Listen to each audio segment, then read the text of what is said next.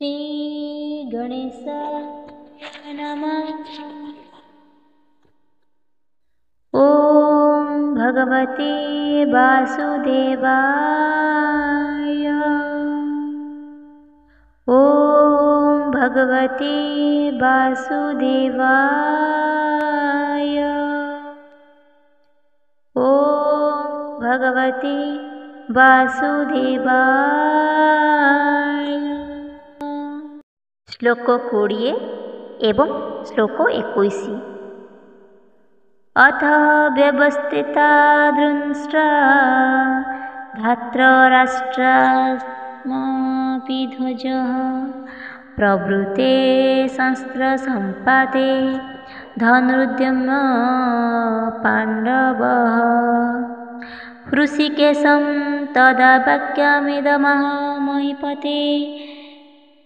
अर्जुन उवाच सेनोर्भयोर्मध्ये रथं स्थापय मेच्युत।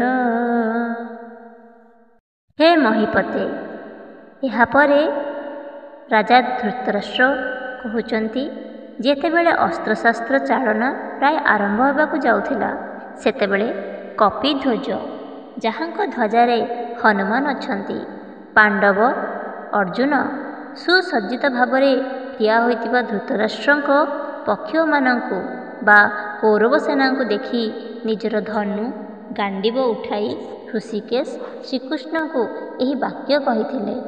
अर्जुन कहिले, हे अच्युत, मोर रथଙ୍କୁ दुई सेना मध्य स्थापन करंतु। व्याख्या। शंखध्वनि उपरे युद्ध आरंभ हेबार मुहूर्ते आसी जाइछि। एही समय रे अर्जुन जहाँकू कपिध्वज कहुଯାଇଛି कारण तांको रथरे ध्वजारे स्वयं हनुमान विराजमान थिले जहा विजयर सूचक। कौरव सेना को धार्तराष्ट्रान् सुसज्जित व्यवस्थितान् देखि निजर गांडीब धनु उठाई थिले, किंतु युद्ध आरंभ करिबा पूर्वरु से निज सारथी भगवान श्रीकृष्ण को एक निर्देश देइचंती। से कहउचंती, हे अच्युत, जे केबे निज स्थिति बा सुरपुरु च्युत बा पतित हुअन्ति नहीं, मे रथः सनेह उभयोः मध्ये स्थापय।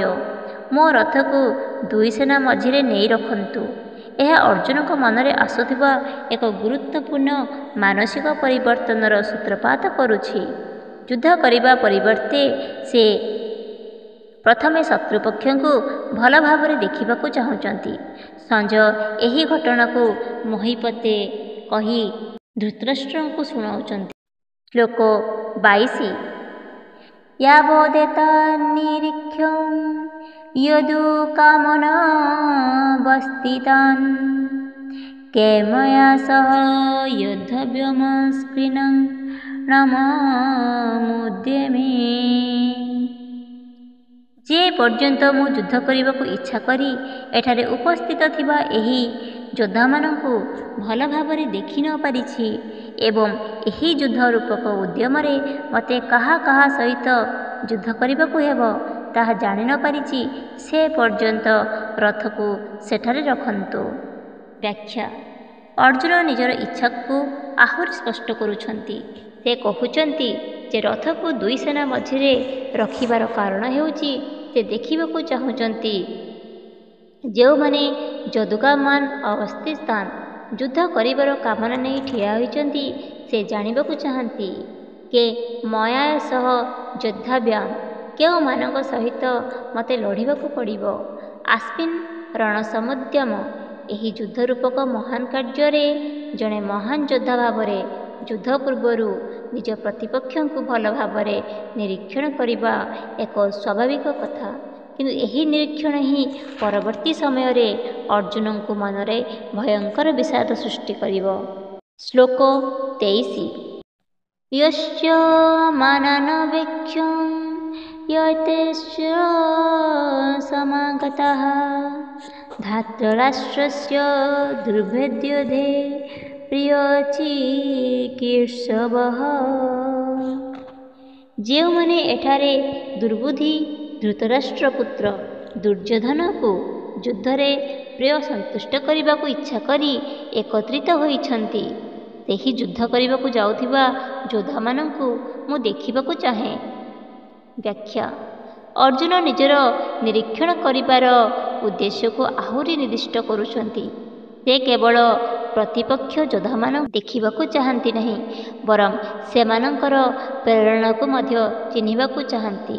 ସେ କହୁଛନ୍ତି ଯେ ସେ ସେହିମାନଙ୍କୁ ଦେଖିବାକୁ ଚାହାନ୍ତି ଯେଉଁମାନେ ଧାତରାଷ୍ଟ୍ରସ୍ୟ ଦୁର୍ବୃତ୍ତି ଦୁର୍ଯ୍ୟୋଧନର ଯୁଦ୍ଧେ ପ୍ରିୟ ଚିକିତ୍ସବଃ ଯୁଦ୍ଧରେ ପ୍ରିୟ କରିବାକୁ ଇଚ୍ଛୁକ ଏଠାରେ ଏକତ୍ରିତ ହୋଇଛନ୍ତି। ଅତ୍ର ସମାଗତା ଏଠାରେ ଦୁର୍ବୁଦ୍ଧି ଶବ୍ଦ ବ୍ୟବହାର କରି ଅର୍ଜୁନ ଦୁର୍ଯ୍ୟୋଧନଙ୍କ ଅନ୍ୟାୟ ଏବଂ ଅଧର୍ମକୁ ସୂଚିତ କରୁଛନ୍ତି। ସେ ଦେଖିବାକୁ ଚାହାନ୍ତି କେଉଁ କେଉଁ ମହାନ ଯୋଦ୍ଧାମାନେ ଏହି ଅନ୍ୟାୟୀ ଦୁର୍ଯ୍ୟୋଧନକୁ ସନ୍ତୁଷ୍ଟ କରିବା ପାଇଁ ଏହି ଅଧର୍ମ ଯୁଦ୍ଧରେ ଭାଗ ନେବାକୁ ଆସିଛନ୍ତି। ଏହା ତାଙ୍କର ମନର ଆଗାମୀ ଦ୍ୱନ୍ଦ୍ୱ ପାଇଁ ଭୂମିକା ସୃଷ୍ଟି କରୁଛି। ଶ୍ଲୋକ 24 ସଞ୍ଜୟ ଉବାଚ ଏବମୁକ୍ତ ହୃଷୀକେଶୋ ଗୁଡ଼ାକେଶେନ ଭାରତ ସେନୟୋରୁଭयोर्मध्ये ସ୍ଥାପୟିତ୍वा ରଥୋତ୍ତମମ୍। ସଞ୍ଜୟ କହିଲେ, ହେ ଭରତବଂଶୀ ଧୃତରାଷ୍ଟ୍ର, ଗୁଡ଼ାକେଶ ଅର୍ଜୁନଙ୍କ ଦ୍ୱାରା ଏପରି କୁହାଯିବା ପରେ ହୃଷୀକେଶ ଶ୍ରୀକୃଷ୍ଣ ସେ ଉତ୍ତମ ରଥକୁ ଦୁଇ ସେନାର ମଧ୍ୟଭାଗରେ ନେଇ ସ୍ଥାପିତ କଲେ। ବ୍ୟାଖ୍ୟା ସଞ୍ଜୟ ଧୃତରାଷ୍ଟ୍ରଙ୍କୁ ଭରତ ବଂଶର ଶ୍ରେଷ୍ଠ ବ୍ୟକ୍ତି କହି ସମ୍ବୋଧନ କରି ବର୍ଣ୍ଣନା ଜାରି ରଖିଛନ୍ତି। ସେ କହୁଛନ୍ତି ଯେ ଗୁଡ଼ାକେଶ ଅର୍ଥାତ୍ ଯିଏ ନିଦ୍ରା ବା ଅଜ୍ଞାନକୁ ଜୟ କରିଛନ୍ତି। ଅର୍ଜୁନଙ୍କ ଦ୍ୱାରା ଏପରି ଅନୁରୋଧ କରାଯିବା ପରେ ହୃଷୀକେଶ ଶ୍ରୀକୃଷ୍ଣ ସେହି ରଥୋତ୍ତମମ୍ ନେଇ ଠିକ୍ ସେନା ଉଭୟ ମଧ୍ୟରେ ଦୁଇ ସେନାର ମଝିରେ ସ୍ଥାପନ କଲେ। ଏଠାରେ ଅର୍ଜୁନଙ୍କ ପାଇଁ ଗୁଡ଼ାକେଶ ଏବଂ ଶ୍ରୀକୃଷ୍ଣଙ୍କ ପାଇଁ ହୃଷୀକେଶ ବିଶେଷଣର ବ୍ୟବହାର ଗୁରୁତ୍ୱପୂର୍ଣ୍ଣ। ଯିଏ ନିଦ୍ରା ଓ ଅଜ୍ଞାନର ବିଜେତା ସେ ଏବେ ମୋହଗ୍ରସ୍ତ ହେବାକୁ ଯାଉଛନ୍ତି ଏବଂ ଯିଏ ସମସ୍ତଙ୍କର ଇନ୍ଦ୍ରିୟ ଓ ମନରେ ନିୟନ୍ତ୍ରକ ସେ ଏହି ମୋହକୁ ଦୂର କରିବେ। ଶ୍ରୀକୃଷ୍ଣ ଅର୍ଜୁନଙ୍କ ଆଦେଶକୁ ପାଳନ କରୁଛନ୍ତି କାରଣ ସେ ସାରଥୀର ଭୂମିକା ନିର୍ବାହ କରୁଛନ୍ତି, କିନ୍ତୁ ସେ ଜାଣନ୍ତି ଏହା ପରେ କ'ଣ ଘଟିବାକୁ ଯାଉଛି। ଶ୍ଲୋକ 25 ଭୀଷ୍ମ ଦ୍ରୋଣ ପ୍ରମୁଖତଃ ସର୍ବେଷାଞ୍ଚ ମହୀକ୍ଷିତମ୍ ଉବାଚ ପାର୍ଥ ପଶ୍ଚାତ୍ତାନସ୍ମ ବେତାନୁରୁତିତି। ଭୀଷ୍ମ ଦ୍ରୋଣ ଏବଂ ଅନ୍ୟ ସମସ୍ତ ରାଜାମାନଙ୍କ ସମ୍ମୁଖରେ ସେହି ରଥକୁ ସ୍ଥାପିତ କରି ଶ୍ରୀକୃଷ୍ଣ କହିଲେ, ହେ ପାର୍ଥ, ପୃଥାଙ୍କ ପୁତ୍ର ଅର୍ଜୁନ, ଏଠାରେ ଏକତ୍ରିତ ହୋଇଥିବା ଏହି କୁରୁବଂଶୀୟମାନଙ୍କୁ ଦେଖ। ବ୍ୟାଖ୍ୟା ଶ୍ରୀକୃଷ୍ଣ ରଥକୁ କେବଳ ଦୁଇ ସେନା ମଝିରେ ରଖିଲେ ନାହିଁ, ବରଂ ଏକ ବିଶେଷ ସ୍ଥାନରେ ରଖିଲେ। ଭୀଷ୍ମ ଦ୍ରୋଣ ପ୍ରମୁଖତଃ ସର୍ବେଷାଂ ଚ ମହୀକ୍ଷିତାମ୍। ଭୀଷ୍ମ ଦ୍ରୋଣ ଏବଂ ଅନ୍ୟ ସମସ୍ତ ରାଜାମାନଙ୍କର ସାମ୍ନାରେ। ଏହା ଏକ ମନୋବୈଜ୍ଞାନିକ ଚାଲ ଥିଲା। ଅର୍ଜୁନ ଯେପରି ନିଜର ପରମ ଆଦରଣୀୟ ପିତାମହ ଭୀଷ୍ମ ଏବଂ ପୂଜ୍ୟଗୁରୁ ଦ୍ରୋଣଙ୍କୁ ଶତ୍ରୁ ପକ୍ଷରେ ସ୍ପଷ୍ଟ ଭାବରେ ଦେଖିପାରିବେ, ସେଥିପାଇଁ ଶ୍ରୀକୃଷ୍ଣ ଏପରି କଲେ। ରଥ ସ୍ଥାପନ କରିସାରିବା ପରେ ସେ ଅର୍ଜୁନଙ୍କୁ ପାର୍ଥ, ପୃଥା ବା କୁନ୍ତିଙ୍କ ପୁତ୍ର କହି ସମ୍ବୋଧନ କଲେ, ଯାହା ତାଙ୍କର କ୍ଷତ୍ରିୟ କର୍ତ୍ତବ୍ୟକୁ ସ୍ମରଣ କରାଇ ଦେବା ଉଚିତ ଥିଲା। କିନ୍ତୁ ତାପରେ ସେ କହିଲେ, ପଶ୍ୟ ଏତାନ୍ ସମବେତାନ୍ କୁରୁନ୍। ଏଠାରେ ଏକତ୍ରିତ ହୋଇଥିବା ଏହି କୁରୁବଂଶୀମାନଙ୍କୁ ଦେଖ। ଏହି ଦୃଶ୍ୟ ହିଁ ଅର୍ଜୁନଙ୍କ ମନରେ ମୋହ ଏବଂ ବିଷାଦର କାରଣ ହେବ। ଶ୍ରୀକୃଷ୍ଣ ଜାଣିଶୁଣି ଏହି ପରିସ୍ଥିତି ସୃଷ୍ଟି କରୁଛନ୍ତି, ଯାହାଫଳରେ ଅର୍ଜୁନଙ୍କ ମନରେ ଦ୍ୱନ୍ଦ୍ୱ ସମ୍ପୂର୍ଣ୍ଣ ରୂପେ ପ୍ରକାଶ ପାଇବ ଏବଂ ସେ ଶ୍ରୀକୃଷ୍ଣ ତାଙ୍କୁ ଗୀତାର ମହାନ ଜ୍ଞାନ ପ୍ରଦାନ କରିପାରିବେ। ଶ୍ଲୋକ 26 तत्र पश्य स्थितात्मार्थ पिता उन्नत पितामहान् आचार्यान्मातुलात्मातौ तनत्र नखिंस्तता। ସେଠାରେ ପାର୍ଥ ଦେଖିଲେ ଉପସ୍ଥିତ ଥିବା ପିତୃବ୍ୟପମାନଙ୍କୁ, ପିତାମହମାନଙ୍କୁ, ଆଶ୍ଚର୍ଯ୍ୟମାନଙ୍କୁ, ମାତୁଳମାନଙ୍କୁ, ଭ୍ରାତାମାନଙ୍କୁ, ପୁତ୍ରମାନଙ୍କୁ, ପୌତ୍ରମାନଙ୍କୁ ଏବଂ ସଖାମାନଙ୍କୁ ମଧ୍ୟ। ବ୍ୟାଖ୍ୟା। ଶ୍ରୀକୃଷ୍ଣଙ୍କ କହିବା ଅନୁସାରେ ଅର୍ଜୁନ ଦୁଇ ସେନା ମଧ୍ୟରେ ଠିଆ ହୋଇ କୌରବ ସେନାଙ୍କୁ ନିରୀକ୍ଷଣ କଲେ। ସେଠାରେ ସେ କ'ଣ ଦେଖିଲେ? ସେ ଯୋଦ୍ଧାମାନଙ୍କୁ ଦେଖିଲେ ନାହିଁ, ବରଂ ନିଜର ଆତ୍ମୀୟ ସ୍ୱଜନମାନଙ୍କୁ ଦେଖିଲେ। ପିତୃନ୍ ପିତୃବ୍ୟ ଅର୍ଥାତ୍ କକା, ଯେପରି ଭୂରିଶ୍ରବା ଆଦି। ପିତାମହାନ୍ ପିତାମହ ଭୀଷ୍ମ, ଆଚାର୍ଯ୍ୟାନ୍ ଗୁରୁ ଦ୍ରୋଣ ଓ କୃପାଚାର୍ଯ୍ୟ, ମାତୁଲାନ୍ ମାମୁଁ ଶଲ୍ୟ ଆଦି, ଭ୍ରାତୃନ୍ ଦୁର୍ଯ୍ୟୋଧନ ଆଦି କୌରବ ଭାଇ, ପୁତ୍ରାନ୍ ନିଜର ଓ ଭାଇମାନଙ୍କର ପୁତ୍ରସ୍ଥାନୀୟ ଯେପରି ଲକ୍ଷ୍ମଣ କୁମାର, ପୌତ୍ରାନ୍ ନାତିସ୍ଥାନୀୟ, ସଖୀନ୍ ବନ୍ଧୁମାନେ ଯେପରି ଅଶ୍ୱତ୍ଥାମା। ଏହି ସମସ୍ତ ପ୍ରିୟଜନଙ୍କୁ ସେ ଯୁଦ୍ଧକ୍ଷେତ୍ରରେ ନିଜ ବିରୁଦ୍ଧରେ ଠିଆ ହୋଇଥିବାର ଦେଖିଲେ। ଏହା ତାଙ୍କ ହୃଦୟକୁ ଗଭୀର ଆଘାତ ଦେଲା। ଶ୍ଲୋକ 27 ଏବଂ 28। ସ୍ୱଶରଣସ୍ୟ ହୃଦୟସ୍ୟୈବ ସେନୟୋରୁଭୟୋରପି ତାନ୍ ସମୀକ୍ଷ୍ୟ ସ କୌନ୍ତେୟ ସର୍ବାନଧ୍ୱନ୍ନବସ୍ଥିତାନ୍ କୃପୟା পরায়াবিষ্ট বিসীদনেদমব্রবীত। अर्जुन उवाच दृष्ट्वेमं सुजनं कृष्णयुश्चं समुपस्थितमः। ସେ ଆହୁରି ମଧ୍ୟ ଶ୍ୱଶୁରମାନଙ୍କୁ ଏବଂ ସୁହୃଦମାନଙ୍କୁ ଉଭୟ ସ୍ଥାନରେ ଦେଖିଲେ।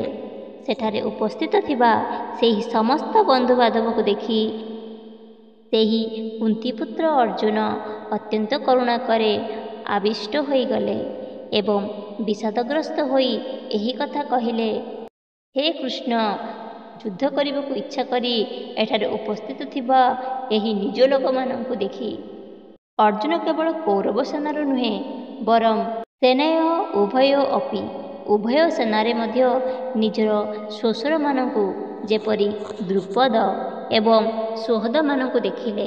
ସେ ଯେତେବେଳେ ଏହିପରି ଭାବରେ ଯୁଦ୍ଧଭୂମିରେ ଉପସ୍ଥିତ ସର୍ବାନ୍ ବନ୍ଧୁନ୍ ସମସ୍ତ ବନ୍ଧୁବାନ୍ଧବଙ୍କୁ ଦେଖିଲେ, ତାନ୍ ସମୀକ୍ଷ୍ୟ ସେତେବେଳେ କୌନ୍ତେୟ କୁନ୍ତୀପୁତ୍ର ଅର୍ଜୁନ ପରୟା କୃପୟା ଅବିଷ୍ଟ ଅତ୍ୟନ୍ତ କରୁଣା ଦ୍ୱାରା ଅଭିଭୂତ ହୋଇଗଲେ। ତାଙ୍କ ମନରେ ଯୁଦ୍ଧର ଉତ୍ସାହ ବଦଳରେ ଗଭୀର ଦୟା ଓ ସ୍ନେହ ଜାଗ୍ରତ ହେଲା। ଏହି କରୁଣା ତାଙ୍କୁ ବିଷାଦଗ୍ରସ୍ତ କରିଦେଲା। ଏହି ବିଷାଦ ବା ଦୁଃଖରେ ବୁଡ଼ିଯାଇ ସେ ଶ୍ରୀକୃଷ୍ଣଙ୍କୁ କହିବାକୁ ଆରମ୍ଭ କଲେ। ସେ କହିଲେ, ହେ କୃଷ୍ଣ, ଦୃଷ୍ଟା ଇମଂ ସ୍ୱଜନମ୍, ଏହି ନିଜ ଲୋକମାନଙ୍କୁ ଦେଖି ଯେଉଁମାନେ ୟୁୟୁଶ୍ଚଂ ସମୁପସ୍ଥିତମ୍ ଯୁଦ୍ଧ କରିବାକୁ ଇଚ୍ଛୁକ ହୋଇ ଏକତ୍ରିତ ହୋଇଛନ୍ତି। ଏହା କହି ସେ ନିଜର ମନର ଅବସ୍ଥା ବର୍ଣ୍ଣନା କରିବାକୁ ଯାଉଛନ୍ତି। ଏଇଠାରୁ ହିଁ ଅର୍ଜୁନ ବିଷାଦ ଯୋଗର ପ୍ରକୃତ ଆରମ୍ଭ ହୋଇଛି। ଶ୍ଲୋକ 29। सीदन्ति मम गात्राणि मुखस्य परिशोषिति बेपथुश्च शरीरे मे रोमहर्षश्च जायते। ମୋର ଅଙ୍ଗ ପ୍ରତ୍ୟଙ୍ଗ ଶିଥିଳ ହୋଇଯାଇଛି, ମୁଖ ଶୁଖି ଯାଉଛି, ମୋ ଶରୀରରେ କମ୍ପନ ହେଉଛି ଏବଂ ରୋମ ଟାଙ୍କୁରି ଉଠୁଛି। ବ୍ୟାଖ୍ୟା। ଅର୍ଜୁନ ନିଜର ଶାରୀରିକ ପ୍ରତିକ୍ରିୟା ବର୍ଣ୍ଣନା କରୁଛନ୍ତି, ଯାହା ତାଙ୍କର ଗଭୀର ମାନସିକ ଆଘାତକୁ ଦର୍ଶାଉଛି। ସେ କହୁଛନ୍ତି, ମମ ଗାତ୍ରାଣୀ ସିଦନ୍ତି, ମୋର ଅଙ୍ଗ ସବୁ ଶକ୍ତିହୀନ ବା ଅବଶ ହୋଇପଡ଼ୁଛି। ମୁଖଂ ଚ ପରିଶୋଷ୍ୟତି, ମୋ ମୁହଁ ଓ ଗଳା ଶୁଖିଯାଉଛି। ମୋ ଶରୀରେ ବେପଥୁଶ୍ଚ, ମୋ ଶରୀର ଥରୁଛି। ରୋମହର୍ଷଶ୍ଚ ଜାୟତେ, ମୋ ଦେହର ଲୋମ ସବୁ ଠିଆ ହୋଇଯାଉଛି। ଏହିସବୁ ଲକ୍ଷଣ ଅତ୍ୟଧିକ ଭାବପ୍ରବଣତା, ଭୟ, ଶୋକ ଏବଂ ମାନସିକ ଦ୍ୱନ୍ଦ୍ୱର ପରିଣାମ। ଯେଉଁ ଅର୍ଜୁନ ମୁହୂର୍ତ୍ତେ ପୂର୍ବରୁ ଯୁଦ୍ଧ ପାଇଁ ଉଦ୍ୟତ ଥିଲେ, ସେ ଏବେ ନିଜେ ଆତ୍ମୀୟମାନଙ୍କୁ ଦେଖି ଏପରି ଭାଙ୍ଗି ପଡ଼ିଛନ୍ତି ଯେ ତାଙ୍କ ଶରୀର ମଧ୍ୟ ତାଙ୍କ ନିୟନ୍ତ୍ରଣ ବାହାରକୁ ଚାଲିଯାଇଛି। ଶ୍ଲୋକ 30। ଗାଣ୍ଡୀବଂ ଶ୍ରୋଷତେ ହସ୍ତତ୍ୱକେବ ପରିଦହ୍ୟତେ, ନ ଚ ଶକ୍ନୋମ୍ୟବସ୍ଥାନ୍ତୁଂ ଭ୍ରମତୀବ ଚ ମେ ମନଃ। ମୋ ହାତରୁ ଗାଣ୍ଡୀବ ଧନୁ ଖସି ପଡ଼ୁଛି ଏବଂ ଚର୍ମ ମଧ୍ୟ ଜଳିଗଲା ପରି ଲାଗୁଛି। ମୁଁ ଠିଆ ହେବାକୁ ମଧ୍ୟ ସକ୍ଷମ ହେଉନାହିଁ ଏବଂ ମୋର ମନ ଭ୍ରମିତ ହେଲା ପରି ଲାଗୁଛି। ବ୍ୟାଖ୍ୟା: ଅର୍ଜୁନଙ୍କ ଶାରୀରିକ ଓ ମାନସିକ ଅବସ୍ଥା ଆହୁରି ଖରାପ ହେବାରେ ଲାଗିଛି। ସେ କହୁଛନ୍ତି, ହସ୍ତାତ୍ ଗାଣ୍ଡୀବଂ ସଂଶ୍ରସ୍ତେ, ମୋ ହାତରୁ ଗାଣ୍ଡୀବ ଧନୁ ଖସି ପଡ଼ୁଛି।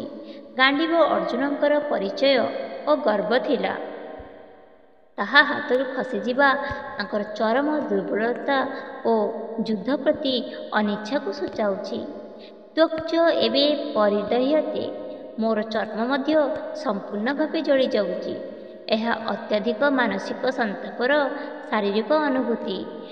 ନ ଚ ଶକ୍ନୋମି ଅବସ୍ଥାତୁଂ, ମୁଁ ଠିଆ ହୋଇ ରହିବାକୁ ମଧ୍ୟ ସକ୍ଷମ ନୁହେଁ। ତାଙ୍କର ଶକ୍ତି ସମ୍ପୂର୍ଣ୍ଣ କ୍ଷୟ ହୋଇଯାଇଛି। ମେ ମନଃ ଭ୍ରମତୀବ ଚ, ମୋର ମନ ଯେପରି ଘୁରୁଛି ବା ଭ୍ରମିତ ହେଉଛି। ସେ ସଠିକ୍ ଭାବରେ ଚିନ୍ତା କରିପାରୁନାହାନ୍ତି। ତାଙ୍କ ମନରେ କେବଳ ଦ୍ୱନ୍ଦ୍ୱ ଓ ବିଭ୍ରାନ୍ତି। ଏହା ଅର୍ଜୁନଙ୍କ ସମ୍ପୂର୍ଣ୍ଣ ମାନସିକ ବିପର୍ଯ୍ୟୟର ଚିତ୍ର ଦେଉଛି। ବନ୍ଧୁଗଣ, ଆଜିର ଏହି ଅଧ୍ୟାୟଟି ଯଦି ଆପଣମାନଙ୍କୁ ଭଲ ଲାଗିଥାଏ, ତେବେ ଚ୍ୟାନେଲଟିକୁ ନିଶ୍ଚିତ ଭାବରେ ସବସ୍କ୍ରାଇବ୍ କରନ୍ତୁ। ଆପଣଙ୍କ ବନ୍ଧୁ ଓ ପରିବାରମାନଙ୍କୁ ସେୟାର କରନ୍ତୁ।